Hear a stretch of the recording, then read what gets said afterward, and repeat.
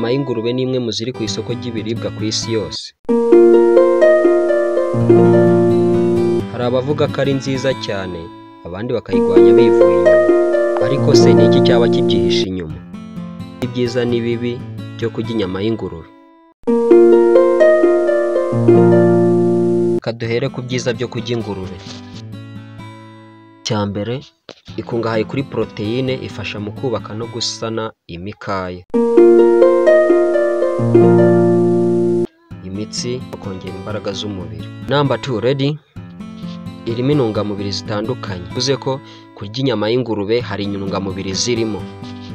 Iya mbere harimo vitamine B1, kamo vitamine B6, kaza vitamine B12, ikaba ifite vitamine ya zinc cyangwa se zinc, byaterwa n'imivugire yawe, ndetse na iron, zose zifasha mu mikorere myiza y'amaraso, ubwoko n'ubudahangarwa by'umubiri. Tugeze ku cya gatatu, hari ibice by'ingurube bidafite amavuta menshi. Ubwo bivuze ko harimo amavuta make, nko ku gice cy'inyuma cyitwa tenderloin. Iki ni igice cy'inyuma ku ngurube kirimo ibinure bike, bikaba byagirira akamaro abashaka kugabanya cholesterol cyangwa se uruvangavange rw'ibinure. Ubwo bivuze ko ari umubyibuho ukabije. Right? Reka tujye ku mwanya wa 4 w'ibyiza cyangwa se icyiza cyo kurya ingurube. Positive impact of eat pork. Number 4, itegurika vuba kandi iryoshye. Yes, itegurika vuba kandi iryoshye. Abayiteka neza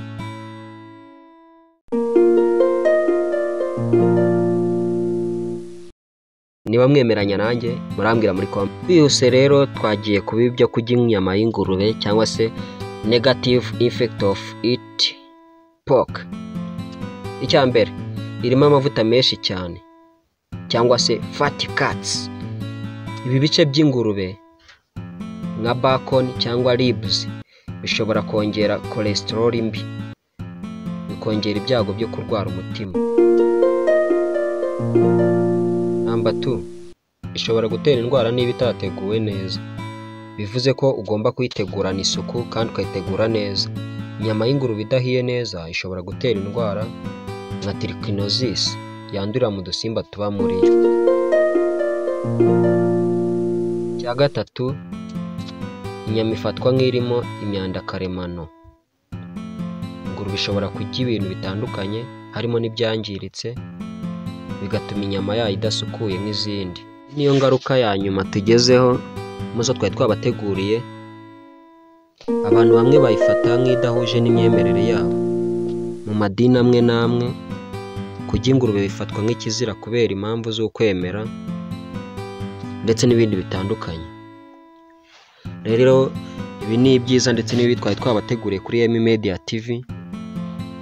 Turabashimiye cyane, ariko nitwagenda tutabagiriye n'inama cyangwa se tutabahaye inama ku by'inyama y'ingurube cyangwa se indyohesha birayi niko bakunze kuyita.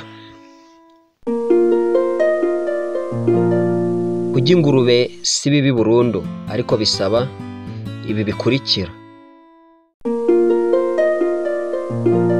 Icya mbere, kuyitogosa no kuyiteka neza. Icyo ni icya mbere. Cya kabiri, guhitamo ibice bitarimo ibinure byinshi. Murabizi ko ingurube igira ibinure byinshi. Gatatu, kuyirya ku rugero. Bivuze ngo ni ukuyirya gakeya nyine ukikontorora, kaba utajya nyinshi cyane ku buryo burenze urugero. Ndetse icya nyuma ni ukwita ku buziranenge bw'aho yaturutse. Ubuzima ni amahitamo, menya ibyo ushyira mu kanwa kugira ngo utazishyura ubuzima ejo. Murakoze cyane rero. Yari Emmanuel Wihanganye. Iyi ni M Media TV. Mbibutsa niba iyi video yakuryoheye wayisangiza abagenzi bawe, ugakanda like ndetse ukaduha na comment, ukatubwira icyo wifuza ko twazavugaho mu bihe biri imbere. Kandi iyi video niba yakuryoheye ukaba wumva twajya tukugezaho n'ibindi byose byiza, wakanda subscribe ubikunze kandi ubishaka. tugakomeza kuzamura umuryango mugari wacu, kandi ishimira n'abamaze gukanda subscribe. Ndabashimiye cyane mbikuye ku mutima. Rero murakoze, murakarama, naho ubutaha mu zindi video. Mutubwire muri comment uko mwabyumvishe, utunenga, uduha igitekerezo, utugezaho inyunganizi cyangwa se inama. Murakoze.